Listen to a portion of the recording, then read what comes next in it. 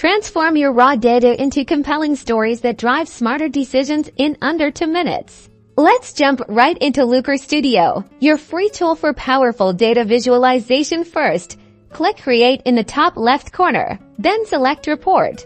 Now, we need to connect your data. Looker Studio offers a wide range of connectors. For this example, let's select the Google Sheets connector. Simply click on it, choose your Google Sheet, and then click Add. You're now looking at your report canvas with your connected data source ready. On the right-hand panel, to add your first visualization, click Add a Chart from the toolbar. Explore the different chart options. We'll start with a simple bar chart. Click on the bar chart icon.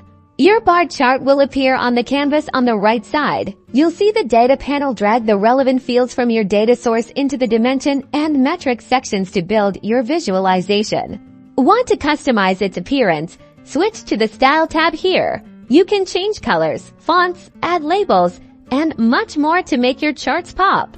Add more charts and organize them to create a comprehensive report. Once you're happy, click the Share button in the top right corner. You can then invite specific people to view or edit your report, or grab a shareable link, making your insights accessible to your team.